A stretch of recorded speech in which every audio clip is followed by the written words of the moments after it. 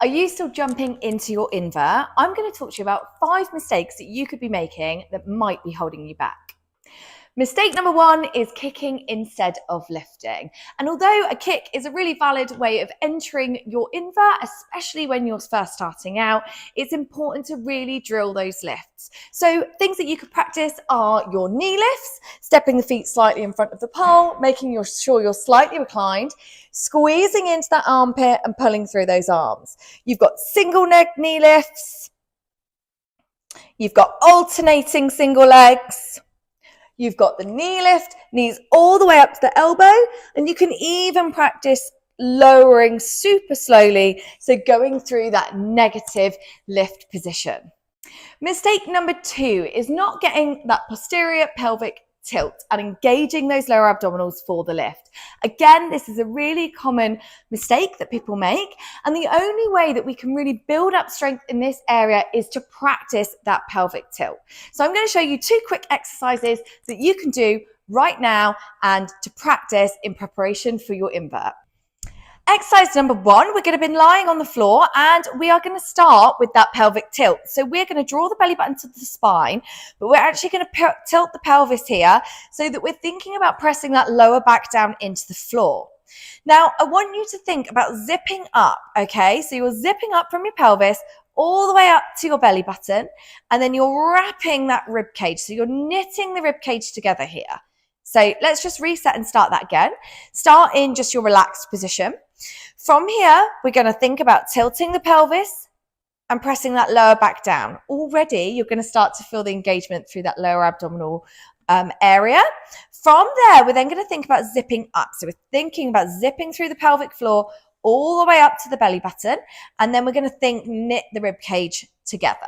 I'm going to get you to bring your palms to the ceiling so you're not pressing your hands into the floor, okay? We really want the core to be doing the work here. From here, we're going to lift one leg, maintaining this position, 90 degree at the hip, 90 degree at the knee, and place it down. Maintain the position. We're going to lift, and we're going to lower. If this feels okay and you want a bit more of a challenge, we're going to lift, and we're going to lift. And you can do it like this. Or, again, we can step up a level, lift, and now let's add our arms. Wrist, elbows, and shoulders in line.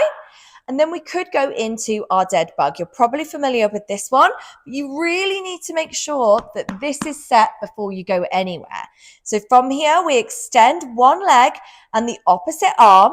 I want you to lengthen here though. So you're not just extending, you're really stretching fingertips to toes, back to center. Extend and back to center. Make sure this position is set the whole time. If it's not, stop, rest, and reset. Otherwise, you are no longer working the area that we're aiming for, and you'll end up taking it in the lower back. Your hip flexors are going to be on fire and working really, really hard. And what we're trying to do is target the lower abdominals. Exercise number 2 is going to be on the pole and it's going to mimic more of that invert position. So what we're going to do is we're going to start seated. The bottom is going to be slightly in front of the pole. So I say that we're in kind of like a reclined position here and we're squeezing in that strong hold, double handshake. Yeah. So we're in the armpit. From here, we've got a couple of options. We're going to frog, and at the top of the frog, tilt and then back down. Option 2, straight legs, add the tilt. Straight legs, add the tilt with a little lift. Straight legs, add the tilt with a little lift. You can also do this in the frog. So you could go frog, tilt, lift. And the lift is happening by tucking the pelvis, but also pulling through the arms as you would for your invert. So you're really thinking about those shoulders back and down and drawing down, engaging through those lats. But we're also thinking about the tilt here. This is a challenging exercise. Do not panic if you try this one and you hardly budge, okay? It's not actually my concern, you lifting your bottom off the floor.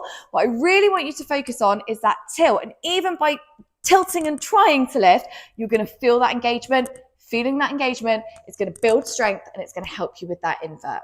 Mistake number 3 is the shoulders and arms collapsing, not being strong enough to hold us up in that position.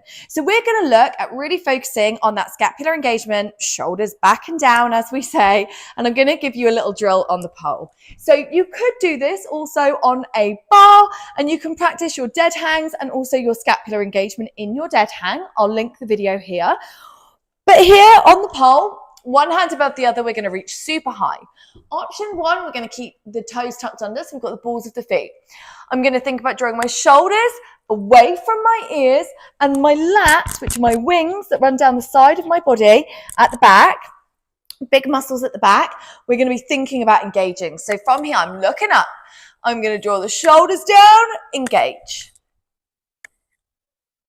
Option 2 is with the backs of your feet. And of course, you must do this both sides, one hand high, other hand low, shoulders back and down, and the arms stay straight. We're not taking through the bicep here, we're focusing on the lats. And option 3 is no feet. Shoulders away from ears and pulling up and down. Mistake number 4 is about our head placement and throwing our head back to try and get us upside down.